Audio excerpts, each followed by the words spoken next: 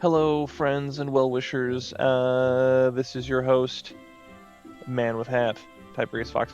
Welcome back to another episode of Journey Through Eorzea. We have skipped the quick travel time over to Gridania after, leaving off. I still think it's weird that, we are up in the clouds. It's like, oh, well, I can just take a quick detour, head back to Gridania, so I can talk to some Moogles about Moogles. I hope that's fine. That's a small man. But yeah, so Alphino wants us to go and do that whole thing, so we did it. It seems very impractical, like that was the best way. I don't know. But, we're here, we're gonna do it. Um, Apologies once again for the microphone mishap last time. I double-checked this time. The microphone should be good and ready to go with no problems, so I shouldn't have any problem with that. And I'm gonna do my absolute best to make it through this episode, because you ever wake up one day and you're just like dead dog tired for no reason? Like you feel like you're sandbagging the whole day? That's been my day today. I drank a lot of caffeine, still didn't do it, didn't even touch it. So we're gonna just try and push through that regardless and see what Alphino has to say and see if we can do this. I sent word to the elder Seedseer upon arriving in Gridania, and I am pleased to report that she has agreed to grant us an audience. If anyone can help us to contact the Twelveswood Moogles, it is she. We're expected at the Lotus Stand. I trust you are familiar with the conjurer stationed at its entrance? Never heard of him. Never seen him. We've never been over here, not one time. Bandana Edwards, never heard of him either. Level 38 Marauder, no reason for him to be here. The elder seats here awaits you. Please, pray follow me. Yeah, never been over here. Not a one time. Voice cutscene?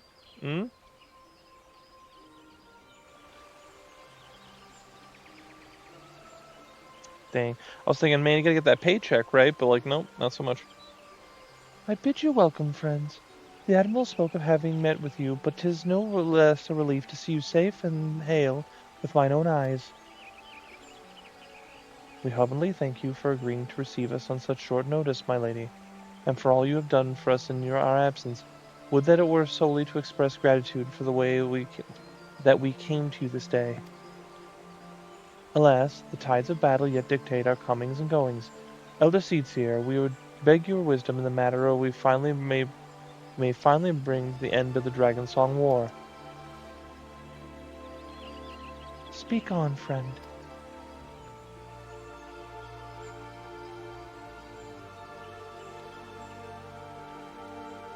Oh no, man, she's holding a stick with two hands? That's a big deal. I see. So you seek a means to contact these Moogles of the Churning Mists. Kupopos, I say. Kupopo. Kupo. Oh no, was that Kuplokop? Greetings, Kuplokop. It is Kuplokop. To what we owe the pleasure of your company. I was struck by the sudden urge to bring you some fruit, Connie. I'm jolly glad I did. Tell you more about these Moogles in the sky, Kupo. Tell me more about them? Okay. I will gladly tell you all I know, though it amounts to precious little. We encountered a Moogle high in the clouds of Drivania, and had hoped that you and your kin in the Twelveswood might agree to facilitate a meeting. Pray correct me if I am mistaken, Kuplo, but there are legends, are there not, which speak of Moogles who dwell beyond the clouds? Indeed there are, Kupo. Long, long ago, back when the world was still young, they say my ancestors served the gods up in the heavens. Of course, that was before their masters took to bickering like spoiled children. Ah yes, the tale of good King Moogle XII. He is revered for holding fast to a rope of miraculous length, that his subjects might climb down from the sky and escape to the world below. Ignoring the more fanciful aspects of the tale, it may well be that Kuplo's ancestors hailed from the Churning Mists. Given how long his kin have resided in the Twelveswood, it is perfectly possible that the details of their history have faded into myth. Indeed. Master Alphino, such stories oft contain a measure of truth. 'Tis like that the Moogles of the Churning Mists tell similar tales of the world below. I can well imagine the one we have encountered fled at your approach. Ooh, fleeing is second nature to us. We often hide when the larger races come trampling down from the forest. Of course, where there's one Moogle, there's bound to be more.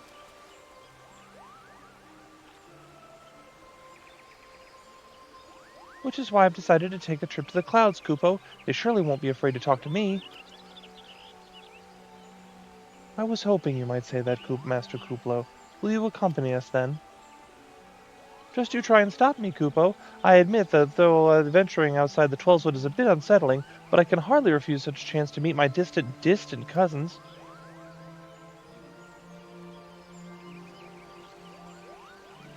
If you will have me, I too will accompany you on this venture, and lend my voice to your cause as an ambassador of Gridania. You just gonna head to what? You're just gonna head to the Sea of Clouds to Gridania? Milady, are you quite certain? How oft has our nation turned to the signs of the seventh dawn in its hour of need?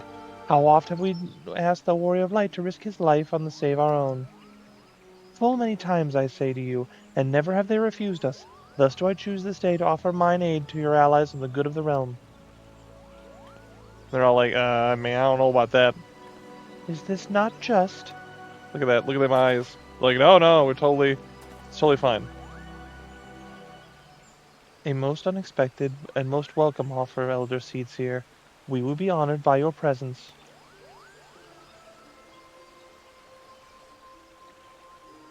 Yeah, I didn't remember her coming along at all. I remember Kuplo Cop kind of being there, but I didn't remember Connie Senna going there.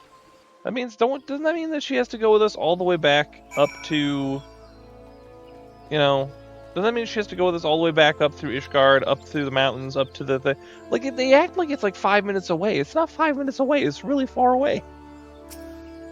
Call me crazy, I guess. Pray return to the summit and inform our companions of these developments. I will serve as Elder Seedseer's guide on the journey back to Salmal. It is being a path I have already trodden, I do not anticipate any great difficulties. Besides, we have the Elder Seedseer's personal guard to escort us. Well, yeah, I'm just saying, you guys acting like it's like five seconds away. It is not, in fact, 5 seconds away. But hey, who am I? For the plot contrivances be what they are, we'll go. All right, let's go find some Moogles. What is that over there? It's like a little spot with boxes and what have you. I bet there's normally Moogles over here. I just don't remember them being there. And that puffball has like a hat almost with a rock. Actually, they all do, but that's beside the point. Who's here? Brunleonf Faith? You know what? Old 901 Dragoon? I'm in. Alright.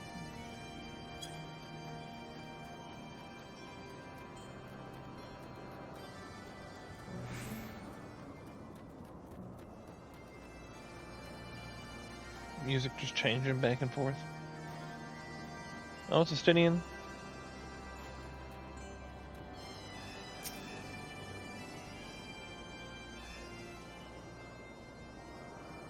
Well met, warrior of light. Nighthog has not stirred, but he watches us unblinking. Some stuff happened. We got people coming, so you know. The Elder Seedseer herself answers your call, then there is naught to do but wait. Because I'm so fast, I'm turbo fast. There they are. They are here, Tiberius. I don't know why I thought they said they are here. But they are. Greetings, my friends. I am happy to report that our journey was mercifully uneventful, devoid as the road was of Drevanians. 'Twould seem the dragons have abandoned Salmal for the churning mists. Elder Seedseer, may I present to you Sir Estinien, Ishgard's Azure Dragoon. 'Tis an honor to meet you, Sir Estinien. I have heard many tales of your order's extraordinary skills and courage.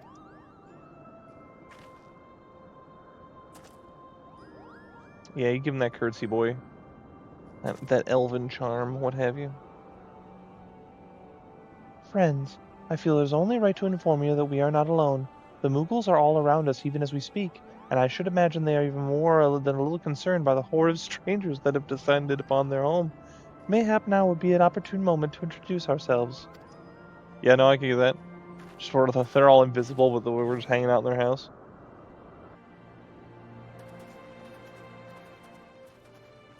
Gonna reveal them with some sweet magic. This should serve.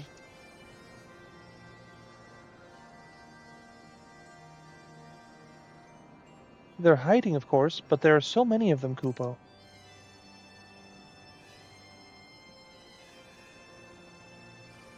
I am Connie Senna, and my champions and I have braved the long road from the Twelvewood to share words with you. On this, the occasion of our first meeting, we bring an offering of light and wind.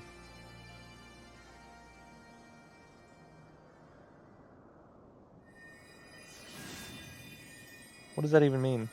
Just like ether? He's got... Where the hell did he get that horn? Ooh, such a gentle and pleasing glow, Kupo. Oh, I thought they were just going to get revealed, and here they are just popping out of stuff.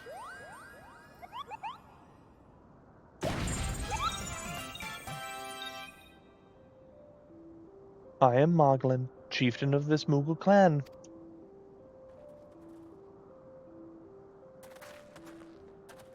Chieftain Moglin, it is an honor to meet you. Greetings, I am Kuplokop, ambassador of the 12 Moogles. A Moogle from the world below. Your hide is of a different hue, but that palm is unmistakable. I might need a moment here, Kupo. My companions were no less surprised to learn of your existence here amongst the clouds. I hope they did not startle you overmuch in their eagerness to make your acquaintance. Full well we can imagine your wariness. I am told that men have not walked here in nigh 1,000 winters. Mayhap you will forgive them their forwardness when I unfold to you the grave matter which brought them into your midst. My companions crave an audience with the great worm Eorzea, that they may negotiate an end to the war twixt man and dragon. An end to the war, you say? I trust you, Connie Senna. The light of peace shines brightly within your soul. But I'm afraid the same cannot be said of your friends. To be plain, we did not hide ourselves because they were the first of your kind to be seen here in 1,000 years. Well, not only because of that, we hid because we smelled dragon blood. Wonder who that be. These skies are a home to many, many dragons. While some crave peace, such as Eorzea, many others crave the opposite, such as Nidhogg. Suffice it to say, we are worried that the presence of your blood-splattered warrior friends will attract the attention of nastier kind and invite destruction into our happy home. Trying to say something? Now just a moment, chieftain. Tiberius may have doled out an odd thrashing or two, but has always been for a really good reason. He's a champion of the 12 Moogles, and I'll not hear this good name slandered. That was nice of him. Now, Ambassador, let's not ruffle each other's fur. I shall of course take your testimony into consideration. If I may, chieftain, there is little room for trust twixt strangers. Might we not take this opportunity to learn more of each other? This is the most, let's all be friends and talk.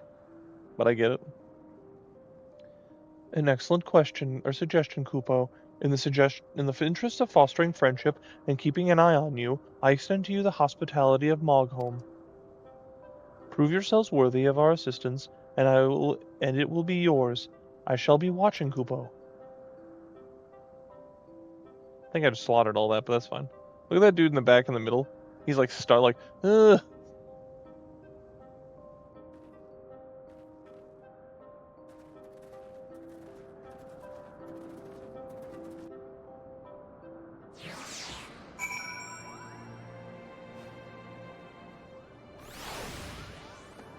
Just giant Moogle. I like how there's the difference in size of Moogles. You got tiny Moogle, you got Moggen, which is like tiny, right? And then this giant beast of Moglu with a sword and shield. But that's neither here nor there. Oh no, it's Sleepy Tank. Tank Sleepy Style. I don't know what that means, but that means Sleepy Style Tank? This reminds me of my friend Mike. He would just say, Mike does drunk healing. He would never do it in a sober fashion, so... Take for that what you will. Oh, I didn't even see Moglin's up there. Tell me, in the world down below, do all of your kind look so different from one another?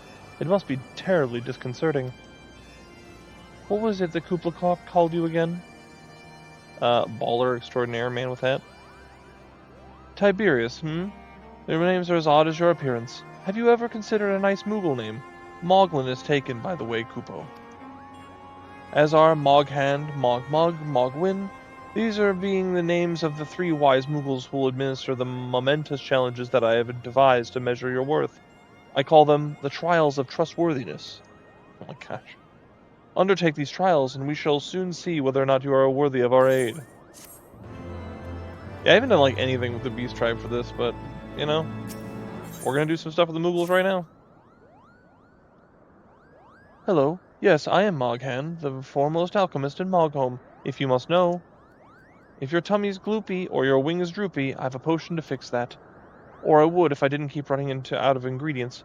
Luckily, you're here to do my trial. Yes, go forth, mighty adventurer, and mightily pluck 3 sprigs of cloud's breath for me. You'll find it blooming near the entrance of Isle Tome, and it's not the safest of places, so don't let yourself be too distracted by the pretty flowers, Kupo. Okay, so I can't collect the other sweet quests here while we're here, so one at a time. Imagine you're just hanging out your Moogle or whatever, and I just bust out a car out of my pocket.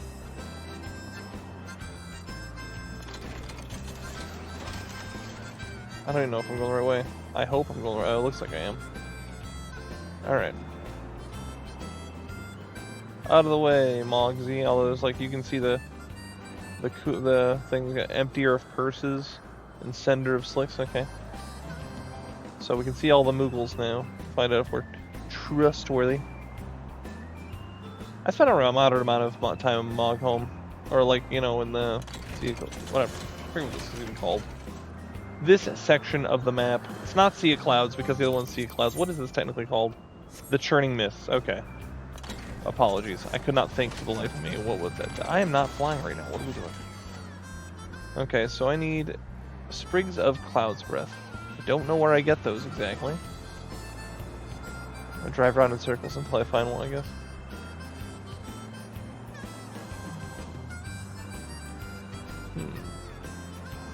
But I feel like I'm missing something very simple that I'm just not picking up on. Maybe it's this way.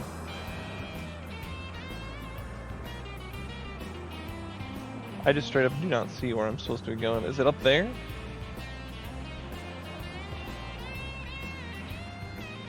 One could assume that it is up here. Aha! Aha, I say.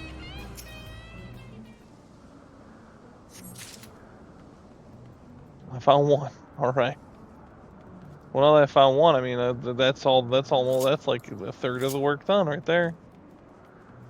Don't think I'm gonna find any more up this way because we gotta go back down. Well, I found it next to a tree, right? So then, like, in theory, I should find more next to trees, I think. Yeah, hey, there's some more over there, but I didn't see that when I drove by earlier. Do you have to get them in order? Maybe that's it.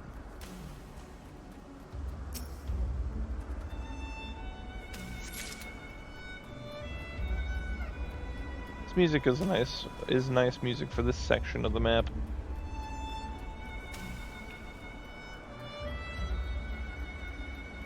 Violin or whatever. Again, I like music, but I couldn't tell you a thing about like how it's made or whatever. Sorry, I'm like trying to find. Oh, there it is behind the bush. Hiding in a bush. So telling you my thing, I don't know if I mentioned this last episode or not because it's been a couple days, but I took time, played Arc Raiders, then I was like, you know what, this game, not for me. It was the very first game I've ever refunded. I don't know, I just don't see the appeal of an extraction shooter. Like, it's just like, you get garbage so that you can craft, like, items, so that you can go and, like, beat other people down, or robots, I guess. And then just, like, do it again, but, like, there's not really, like, a net gain. So then I refunded it. Then I bought a couple of different games with the money that I refunded, and I picked up Jump Space, and that game has been a lot of fun because the stuff that you find has a net value. It's like, wow, I found a new reactor for my ship. That's cool. That's what I have to say about that. Did you have any trouble finding Cloud's Breath? I do need it quite urgently, you know. Yeah, I did have some trouble actually. It's your fault. Oh yes, these are perfect, Kupo. Now I have the main ingredient for my palm tonic. Speaking of which, how are you feeling, sir? Should you ever feel your palm losing its bounce, then I'm your Moogle, Kupo. You got a tonic that makes me find what I have to do better? I'll take one of those. Yes, you have the pleasure of speaking with Mug. I know. I'm the fluffiest, most enchanting creature you've ever laid your eyes upon, Kupo. If it isn't easy being this adorable, I can barely take a stroll outside without some of those relentless Dravanians throwing themselves at me. Why, they look as though they might just gobble me right up. In any case, fleeing their overbearing adulation is growing a bit tiresome. Your trial, sir, is this. Find these ardent archaeosaurs and slap them some manners into them, Kupo. Perhaps a firm smack on the snout will teach them to appreciate my charm from afar. If these were like the rabbits from the moon, that guy's name would be like Vane Mog or whatever, Mog Vane. I don't know how else to put it. Dude is vain as all get out. Alright, let's go and find... I think that's the dinosaur-looking dudes, I believe so. Do not quote me on that. Oh, there's some dudes there and some purple smoke. I'm guessing that has to do with it. Alright. You know who should be here? Melnir should be here. Alright. Hiya.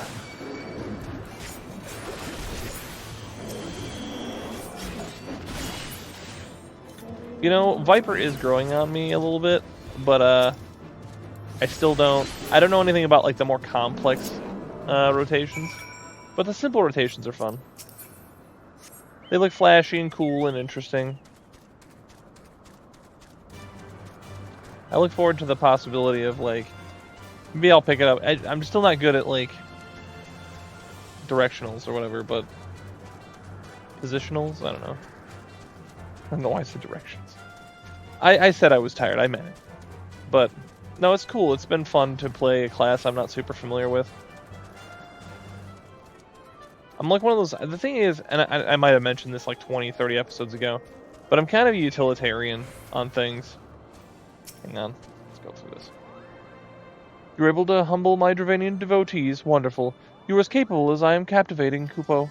Still, my precious perfection does not excuse those louts for pursuing me so mercilessly, their tongues lolling and bellies rumbling. The Dravanians and their ilk have much to learn about the acceptable acts of admiration. Alright, let's pick up the last quest of worthiness. Yo, hang on. All these people are around here, and they all have stuff to say. What do you have to say? Warrior of Light, we have not spoken since the trouble with good King Mooglemog, and I would proffer my apologies. Had I not been bound by my duty to protect the elder seeds here, I have withstood with you against your accusers in Ul'dah. Cool. What about you?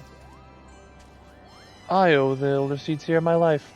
My duty to protect her surpasses all other concerns. Okay. Just curious, because they got people all standing around. You know, it's another interesting thing. They had like a whole entourage, and those two were there. Or maybe that was just the two that came with her, I don't know. Mogwin's the name, and art is my game. When it comes to painting, there are none in Mogholm can match my talent with a brush, Kupo. I know why you have come. Chieftain Moglin has demanded that I test your trustworthiness, but as I have no one to create art with that will satisfy me, I instead charge you with retrieving a masterpiece I seem to have misplaced. It was an ambitious and innovative work, guaranteed to fetch at least 4 Kupo nuts on the open market. You must find it. Question the masses. Surely a pebble painted with such vibrant color and unmistakable panache cannot have escaped the notice of every Moogle in Mogholm. You want me to talk to everybody? That's dirty, man. This reminds me of the meme. It's like, Dawn Trail talk to 3 people. Alright. Mogwin is missing his masterpiece, Kupo. Oh, you mean the paint-smeared mass of a pebble? I've not seen it recently, a fact of which my eyes are proudly grateful. Wow. I'm talking trash about their artwork. How very modern. Maestro Mogwin has misplaced his masterpiece, Kupo. Oh, happy day. If I am the swifter in finding it, we'll soon have a genuine Mogwin for the price of little perspiration. Honestly, who has 4 Kupo nuts just lying around to spend with such luxuries? He's just gonna go run off and try and find it. I have competition. I don't know much about his stone, but I do know Mogwin's been creeping his way out of Sawmall Summit from time to time, Kupo. Maybe he left it up there. Alright.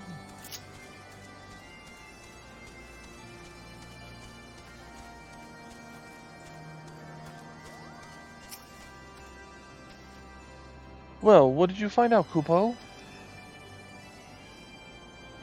Every Mog's voice is just about the same. That's what I'm saying right now. Yes, now that you mention, I do seem to recall leaving my pebble out in the sun to dry.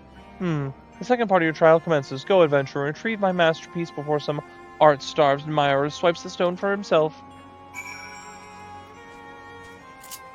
In the interest of time, we're going straight up. We're doing it. We'll use the wiggly here. I'm assuming it's gonna be like right up here, but out. I don't know that, but I think that. Alright, we have arrived at the destination. Look how much time it saved us. Look at that. I know, so I ruined the authentic, but I'm sorry. It's just the way it is, man. I know I make the rules, but I'm shirking my responsibilities on this one. The hole? I can't remember. Where's the hole?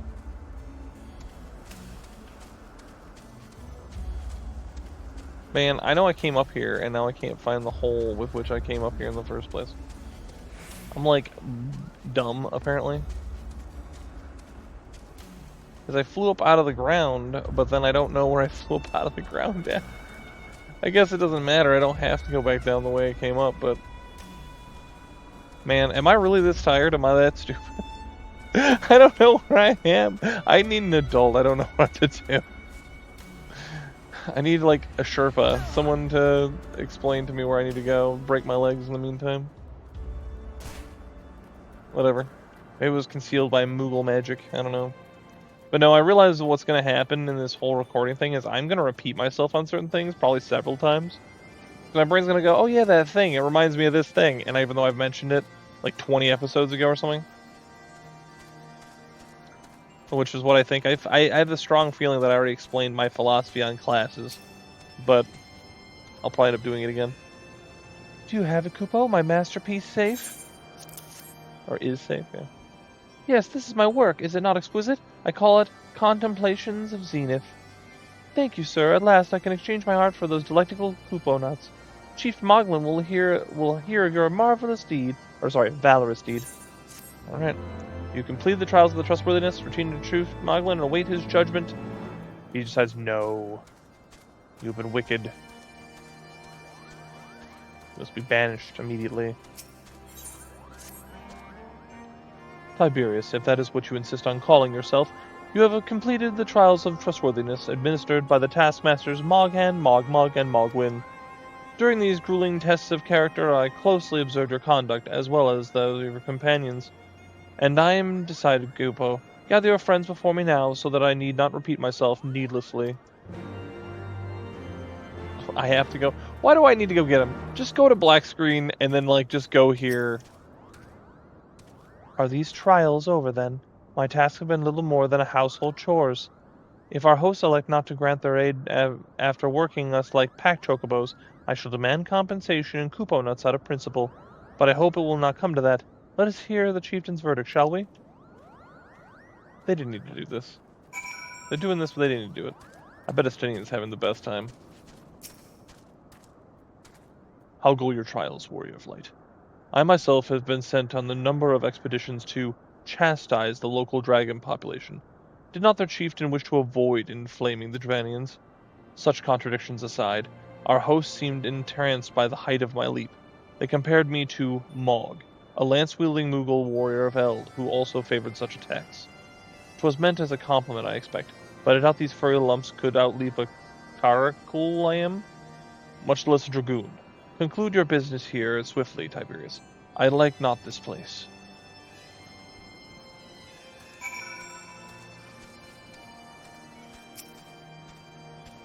Standing here in Mogholm, my thoughts turn inevitably to the legend of good King Moogle XII and his seat in the heavens. Like most, I thought no more than a myth, a story for younglings that grew with the telling, but with every passing moment I became more certain that we had discovered the origin of the tale. Full eager am I to hear what the chieftain has to say. Alright.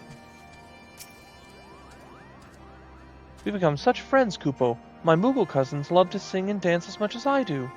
Chief Moglin has certainly finally come to a decision, has he? Well, I suppose I'd better flutter over and see him then.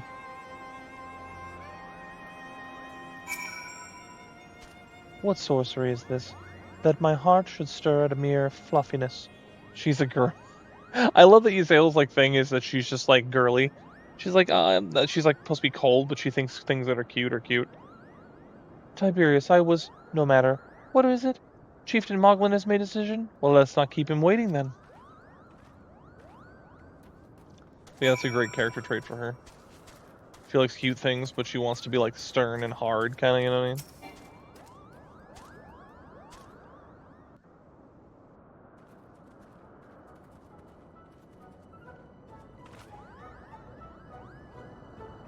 Never have I seen such determined workers, Kupo. It could have taken us moons to complete all those dreary chores and niggling errands. Look at him. And have our labors proven the purity of our intentions, chieftain? Without a doubt. In fact, there was never really much all that doubt to begin with. You were, after all, already friends with a fellow Moogle.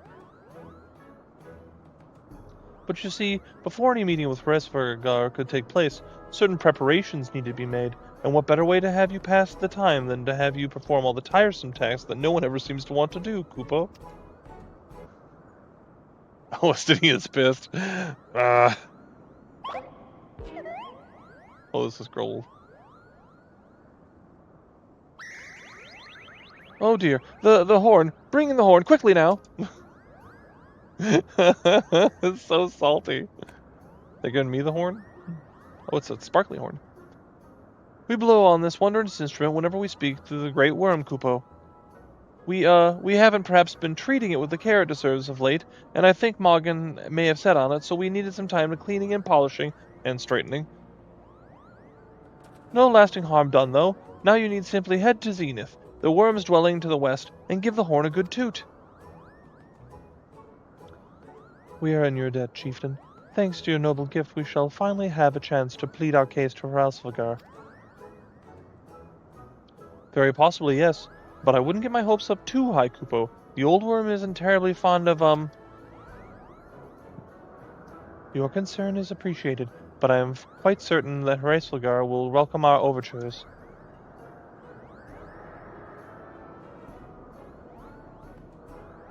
Should we ever arrive at his lair, come, we have squandered enough time already. She always sneering at him. She just does not like him. Just kiss already, good grief. Chieftain Moglin, we thank you for your gracious hospitality. Though we must soon take our leave, I pray that we may continue to nurture the shoots of this new-sprung friendship twixt earth and sky. Of course, Kupo. Visit us whenever you wish. Consider Mogholm your home amongst the clouds. The hole in the ground with some palms and stuff.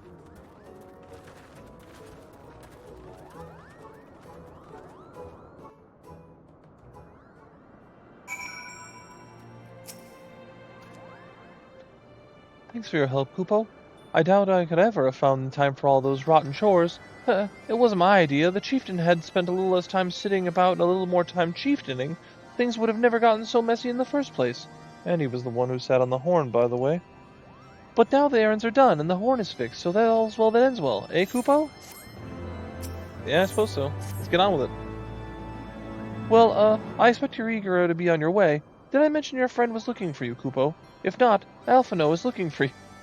I'll be waiting just outside, stretching my wings. Let me know if you're ready to depart. I mean, I am. Is he over here, 50 feet this way? To the best of my knowledge, we have all that we need for our trip to Zenith, and I believe the Elder Seatsier and her retinue will soon be making the journey back to Gridania. It would be remiss of us, I think, not to convey our gratitude to them prior to going our separate ways. Shall we? Yeah, no, that's fair. I mean, she did make a really long trek, so...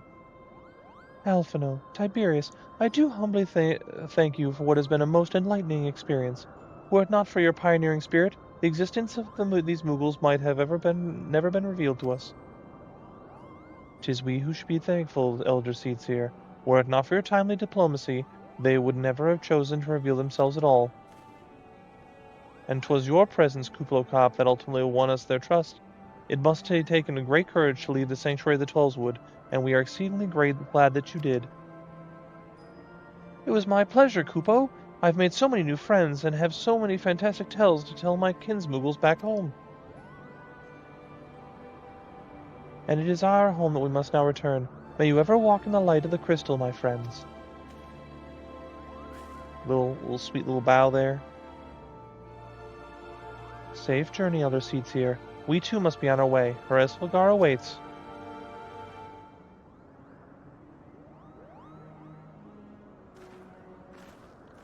You guys gotta go so far.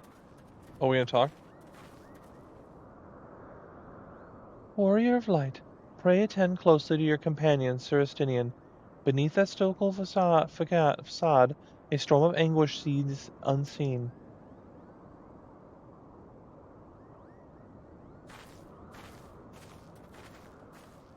Man, I'm just thinking about how far they gotta walk, man. They ain't even got like a scooter or like a skateboard or anything. It's a long walk. Reminds me of a time. Let's do story time. So I used to work at a church a long time ago that was like uphill from where I lived, in a place that had like a subtle hill. And so I got the bright idea in my head, and I was like, you know what? What if I had a skateboard? I could gently, because it wasn't like a really big incline. It's like maybe like 15 degrees, if that, or something like that. And so I decided to ride it home. And I tried to do it for a little bit. I started getting okay at it, but then one time it slipped out from underneath me because I didn't know how to like actually calibrate a skateboard, and I fell on my back, and it hurt a lot. And I never did that again. And then I gave the skateboard away. So that's been story time with Ty Fox Emperor. All right. Have you said your goodbyes and dabbed your tears, Kupo? Then we are indeed ready to go. Can I come with us? As Chief Lynn Moglin already explained, the shiny instrument we gave you is the best means of grabbing Horace Wilgar's attention. I'll come along and show you the way to Zenith. That's the big palace where you'll need to blow the horn. First things first, though, we need to make for Asa. Oh, and watch for rampaging dragons. Maybe that should have been the first thing, Kupo. I don't need you. We'll just get there on our own. Alright, well, thankfully we have Mjolnir and his ability to give me a ride to where we're going. Yeah, the floating what have you is pretty cool. Is that... I'm trying to think, is that like up where Nidhogg's at? Up there, I think? Is that where we get the mana cutter? I'm trying to think, but, you know, whatever. Oh, they want to scrap! Are we ready to scrap, ladies and gentlemen? I think we are. You know what? Let's do one of these. And then one of these. I don't even need to do that much damage. We're doing it anyway. There we go. Keep remembering, we're not in synced content. I can just obliterate them with like 3 attacks and we're done. But almost as good as the time I was playing Bard and just murdered everything with like no challenge at all. Alright. No, sir, I will not be part of your fate. It's a tiny dinosaur, look at him. He's so cute. The Archeosaur. He's so cute. Make me do a big U-turn thing. But yeah, this is one of my favorite parts of this entire part of the quest. Because of the fact that it's like you're just kind of on this like long, like you're in this very foreign area that's all new. There's obviously structures in the background, but like, what do they mean? Do they mean anything?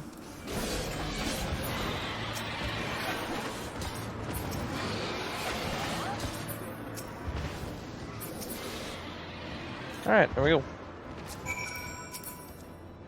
But no, like there's big structures in the past, and we already know that they're from the fact that the dragons and the humans used to be friends. Leave it to the Ellison to start static, you know what I mean? But no. And then, you know, now all you have is these ruins. we're trying to go meet some dragon, and we don't know anything about it, which is like kind of mysterious and cool, right? Meanwhile, you've got Mogmount. What does Mogmount want? This is a saw, part of the great Whirling Philosopher's domain. Nidhogg's meddlesome minions would like nothing more than to burn it to rubble, so I must always remain diligent in my lookout duties, Kupo. I don't know what you mean by that, but alright. Okay, we got like some... It's like a little outpost type area. Okay, I did not know that. I should have paid attention to that. See if we need to repair anything. Not really, but we'll do it anyway. But yeah, like Ysayle and Estinien, you know, like I said, they should just kiss him and get over it already. And then Alphino is just like trying to get along for the ride, so... Things were a bit bitey for a while back there, but I think we've arrived in one piece, Kupo. I wonder what these dragons are so awfully snappy. I mean, the bad ones are always bad, but they seem worse than usual. We may have a small problem, Kupo. When the winds are high like this, Hroesvelgar invariably abandons his lofty perch and heads down to the lands below to hunt. If you tried blowing the horn now, I doubt he'd hear it. I suggest we stop at the clearing up ahead and rest until the wind dies down. Oh, is this the part where we... I know this is the part, like, this is one of the most notorious parts of this entire thing, which is, like, when we camp out for the night or whatever. We have, like, the fire on that plateau area, and we do, like, we stay up, we're at the camp, we talk, and there's this whole big dialogue. I think some of that might be voiced, but I can't remember. But this is, like, so, fun fact, when I was thinking about doing this, and I thought about Heavensward, this is the thing I thought of first. Was this whole thing. Moogles, man.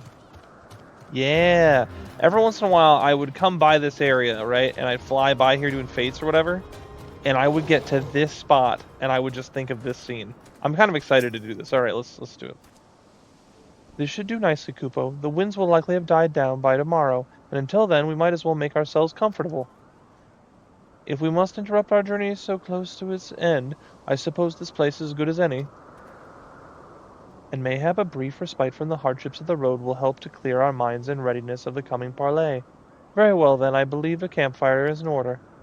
Leave the gathering of fuel to me. I acquired a keen nose for firewood during my time in the frozen wastes of Corythus.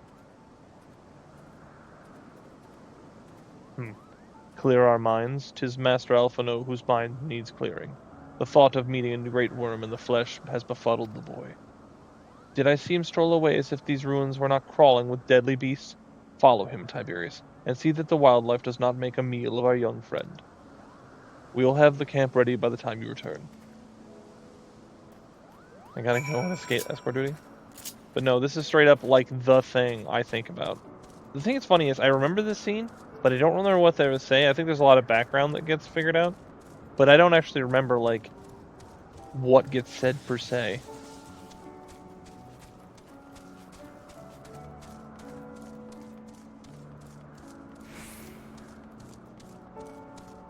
Oh, purple over there. I don't see Alphino, so just must be like, just fight the thing. Hoo-ha! Alright.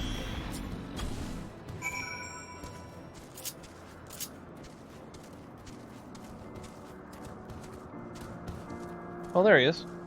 Why did I do all this if he's right there?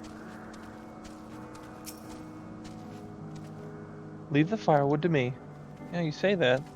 I gotta screen all your would-be attackers. But that's fine. You just want me to run over here and run over there. I see how it is.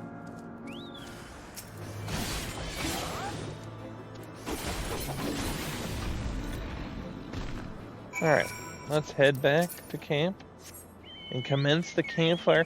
Someone must have brought marshmallows, that's all I'm saying. Or at least some hot dogs, some buns, some ketchup mustard, and you know what, I don't care what anyone says, relish is peak, as are onions. If you don't like onions on your hot dog, or what are you even doing with your life? Alright.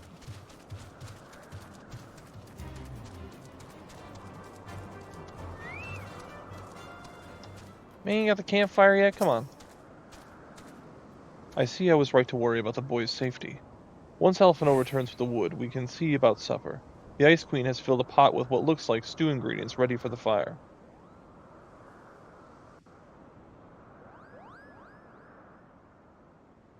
Oh, yes, we got everything sent out. He's sent out. Where did these sacks of stuff coming from? Who hoisted all this? I want to know.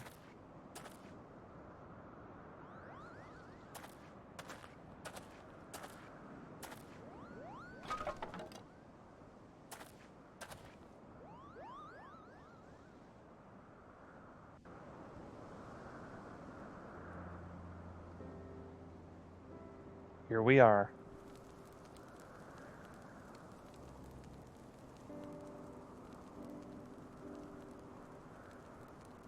I'll even take my hat off for the occasion. Look how nice I am.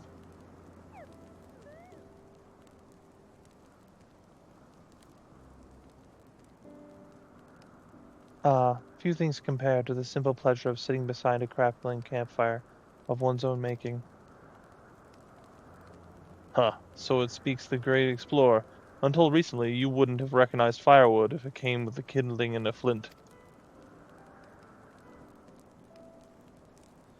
'Tis well you instructed me so patiently, then. But yes, left to my own devices, I would have been compelled to signal to Ysayle with a pile of damp leaves.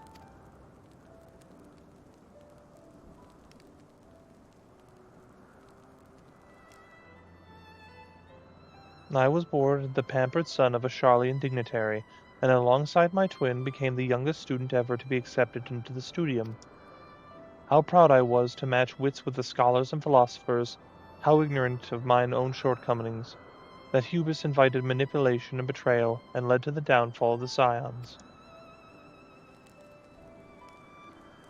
We are all guilty of similar ignorance. How many men lay down their lives never knowing what it is they fight for, never questioning that which they have been taught to believe. Oh, that was a jab. 'Twas only upon meeting Hraesvelgr that I learned the truth hidden within our history. Were it not for the chanced encounter, I would never have vowed to tear down the Holy See and expunge the falsehoods with which to fan the flames of conflict. I would have lived and died in ignorance. That truth has driven me to do terrible things, I cannot deny, but I would rather sin in the pursuit of peace than imagine myself virtuous in perpetuating a needless war. You know, she knows what that's going to do. It's just to inflame. I'm not saying she's wrong necessarily, but just like to inflame Estinien, like why? If this journey has taught me anything, it is the importance and difficulty of holding to one's convictions in the face of failure, of striving always to replace one's ignorance with knowledge. You are well on your way, Master Alphino. At your age I was but a fool swinging a spear, with scarcely a thought in my head. Even now I struggle to acknowledge the misconceptions under which I have labored. Sitting here amongst these grand ruins, how can I deny that man and dragon once lived in peace? But for all such as age existed, we are now in a time of war. Nidhogg killed my family, and no quirk of history will exonerate him. At least he's willing to admit it. I may be ignorant of how the Dragon Song War began, but if we cannot put an end to this conflict now, I can say for a certainty that it will only breed more vengeful souls such as mine.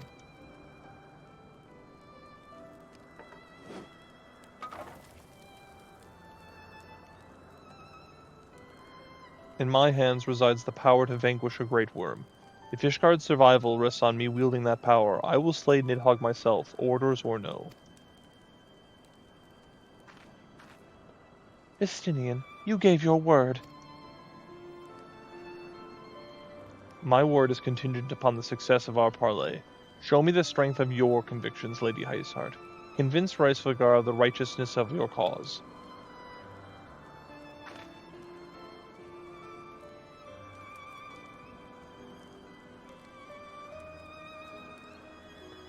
Doubt not, but I shall, Dragoon. Well, winds willing, we will have our answers by on the morrow. Let us sleep now and face our fate with the rising of the sun. I might come through this later and take a screenshot of that. I like that image of them just all like camping.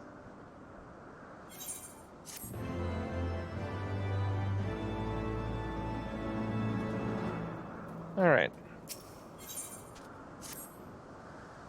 The campfire was so cozy, I must have fallen asleep, Kupo. But do you feel how the winds have shifted? They have borne Eorzea back to the skies above Zenith. I'm sure of it. This is your chance to climb to the highest floor of the palace and summon him with the toot of that shiny horn. So, I'll be heading back now. If it's all the same to you, good luck, Kupo. It's nice knowing you. Well, are they gonna die now, I guess? I don't really remember what Eorzea says. We've been dealing with the other guy over in, can't even think what it's called now. Man, I don't know, the Indian city with all the Indian style city with all the elephant people. I can't think of the name of it at all because my brain is mush. But no, I did like in Dawn Trail. It's like the only cool part was when he showed up, the dragon from that, which I cannot think of his name. When he showed up to help when they were being attacked and like shot down all the super futuristic airships, because no matter how strong they are, he is still a dragon, and that makes him cool. So, I think my only fault with this place is it's this big ruin, right? But there's not like a lot going on here. I mean, there's some, but like, I don't know, you want to think there's something, but there isn't. Or at least not enough, anyway. There could be more, is what I'm getting at. There could be more. Alright, so I'm assuming we go this way. Ah, yep.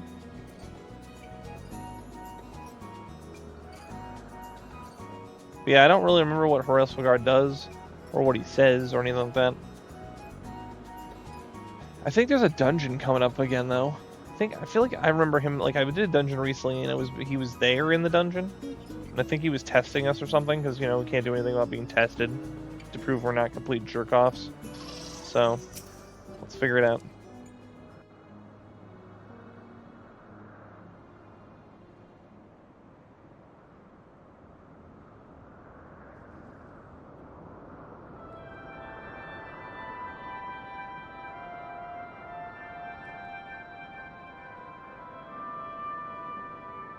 Playing the Heaven's Ward tune on the little horn. Mortals, why do you disturb my solitude? I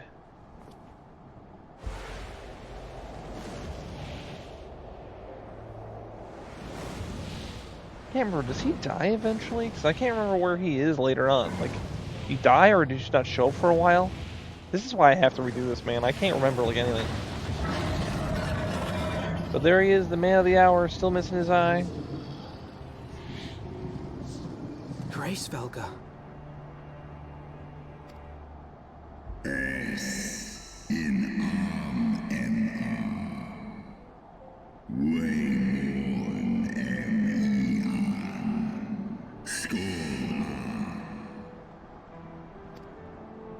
By the 12. Mine ears hear the tongue of dragons, yet the meaning rings clear within my mind. How can that be?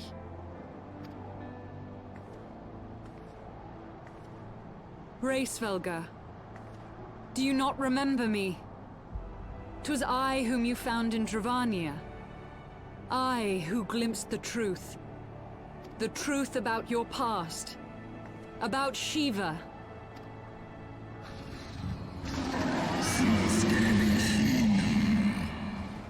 He kinda mad. But speak it I must.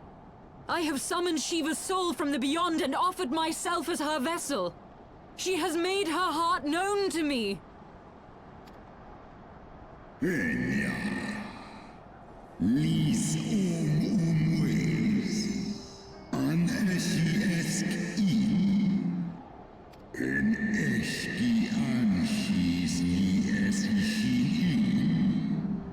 Imagine devoting yourself to where you can be the vessel for our primal, and then you go like, yeah, I did the thing, and go, you think that's it? Dude, come on, you fake. Get out of here.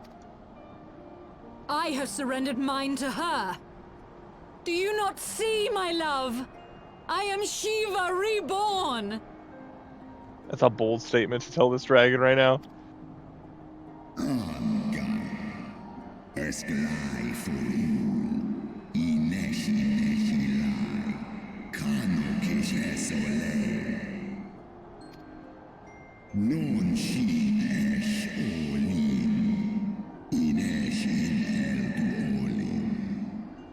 he just calling her fake to her face.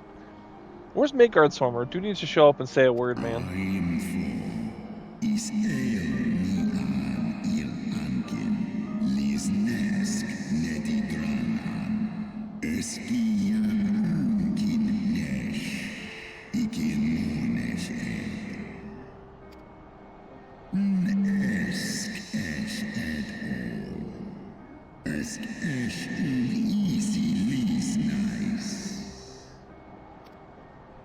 Then the spirit that answered me.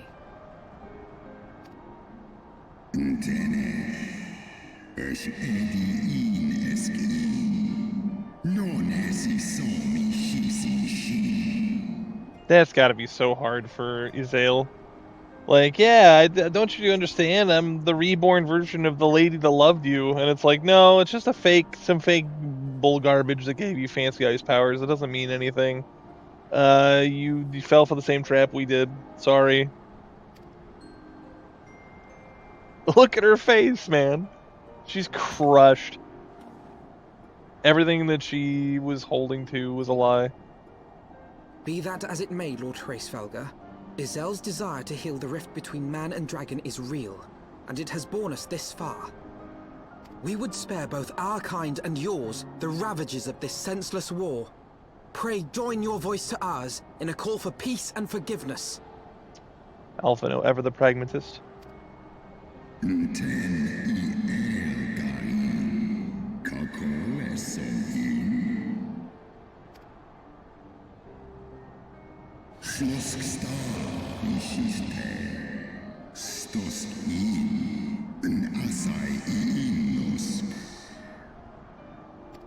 Are we gonna 8-track flashback? I think we are.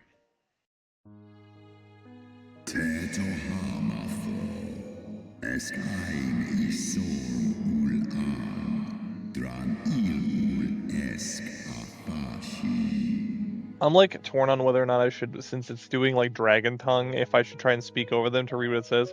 So I'll just do a quick read over each time he's done talking. 1200 years ago, my beloved Shiva's sacrifice served to bring an end to the war twixt man and dragon, paving the way for the age of peace and cooperation.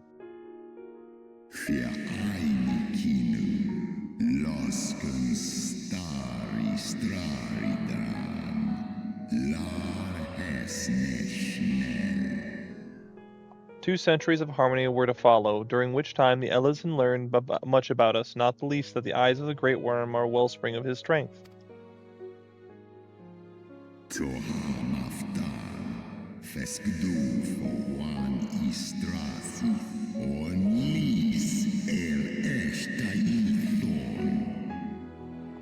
Twas out of selfish desire to possess this strength that King Thordan then conspired to undo all our peoples had achieved together. Ironic considering he's doing that very thing. His descendant, like the Archbishop or whatever, is plotting to do the same thing all over again.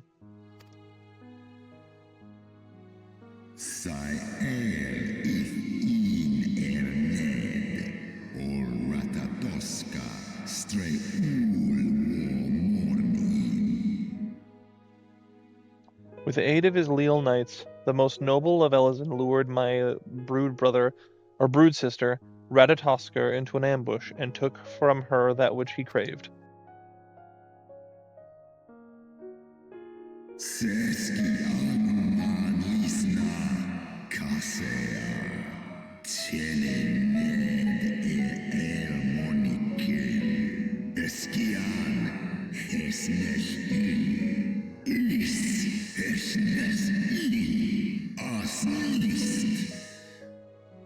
You know what's funny? This dragon tongue almost sounds like German, in a way. But I do like this artwork they've done. But anyway, fain would I strike the image from my mind, yet still the scene doth linger, of my brood sister's tattered corpse, defiled by her Elysian allies. They had torn out her eyes and feasted upon them in the manner of wild beasts.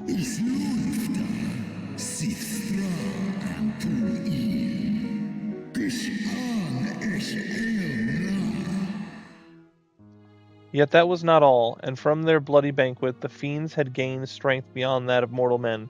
Even now I labor to comprehend the enormity of their betrayal.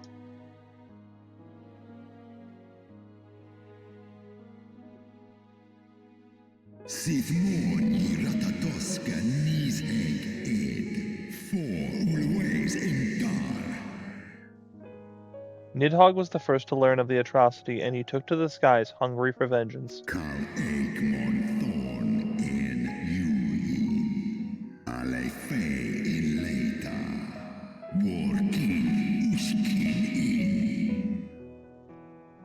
But though he slew Thordan and some of his few of his knights, their fellow butchers knew only too well where to aim their spears, and with now practiced savagery they set apart their brood brother, sending him flailing from the field.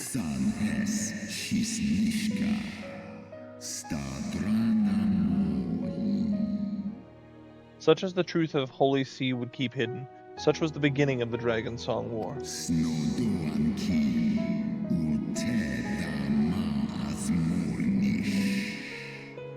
"'Tis a song my kind shall never forget, and ever should, even should 10,000 years pass and Ishgard crumble into dust."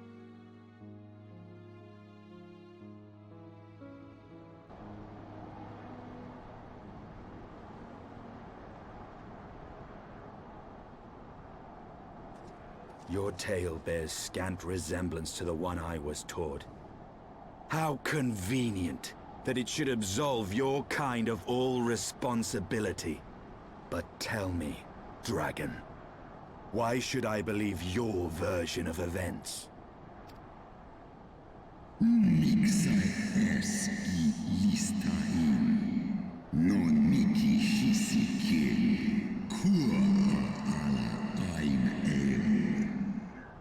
What thou choosest to believe is immaterial. The betrayal that yet haunts mine every waking moment is no less than the truth to my kind.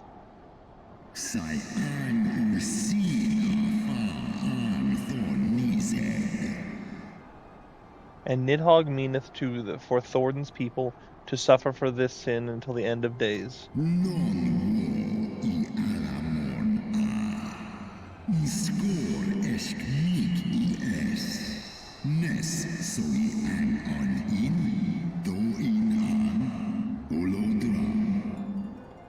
That which thou imaginest a war of extinction is but a punishment, a siege of the spirit. Hast thou not seen those who tire of the torment, those who abandon their own and side with dragonkind? Ishgard's so-called heretics.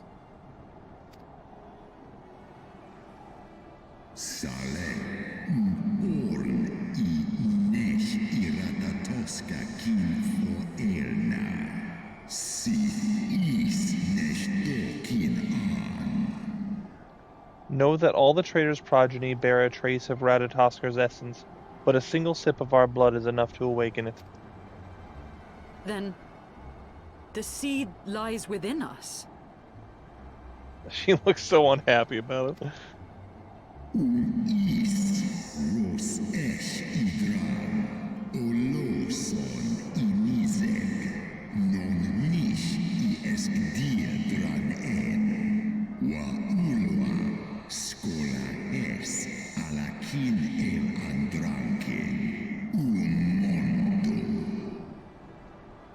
"'Tis for this reason that those who abandon their loyalties are rewarded with a drink, and thus are they transformed, to join the ranks of Nidhogg's ever-growing army as newborn dragons. One by one, though through death or deflection, my brood brothers shall account for all the betrayer's children." Ye gods, I have borne witness to such a transformation. Looked on as a heretic assumed the shape of a dragon. I imagined it some manner of Dravanian enchantment. But if any Ishgardian, regardless of allegiance, has such potential within them, 12 forgive us. To think of all the dragons we've slain. You've been just killing all the people. They got turned into dragons.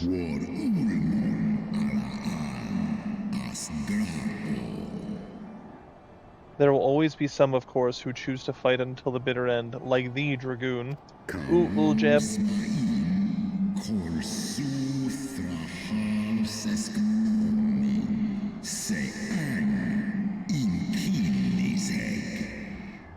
But struggle as thou might, thy youthful vigor will be spent ere thou reachest 210, and Nidhogg shall remain to torment thine offspring. Oft have I wondered why Nidhogg did not simply raze Ishgard to the ground. Now I have my answer. He has no intention of winning the Dragonsong War, for it is no war at all, but vengeance. An eternal requiem sung for his murdered sister. Yeah? Is Estinien coming around, or?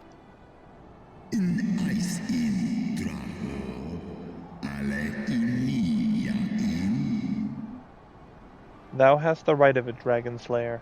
Comprehendest thou now the futility of thy quest? I have not come this far only to admit defeat.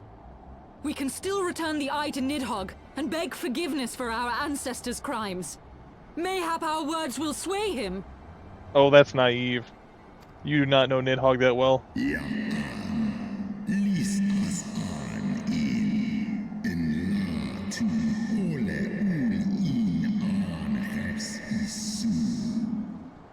Stubborn child, thou thinkest in mortal terms. Our perception of time is too broad for thee to grasp.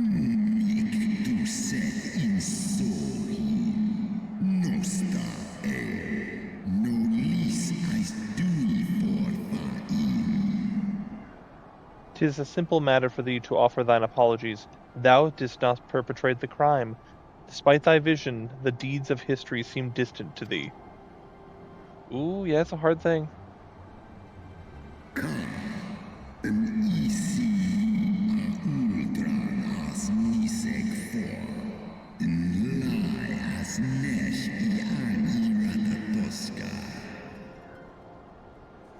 For a worm such as Nidhogg, however, the history is yet part of his present, as fresh as the blood that did gush from Radatosker's wounds.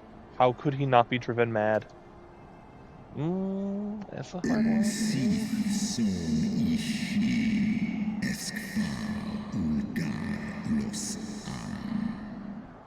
So he got changed by Shiva, otherwise he would have gone crazy too. 'Tis only by the calming embrace of Shiva's soul that mine own fury hath not consumed me.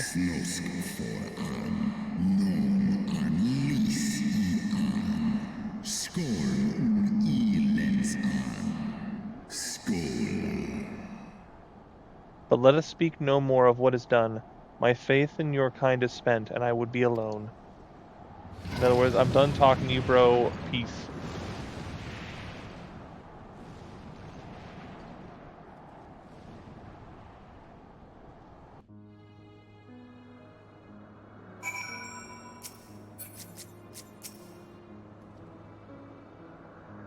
Horace was every bit as awe-inspiring as I imagined.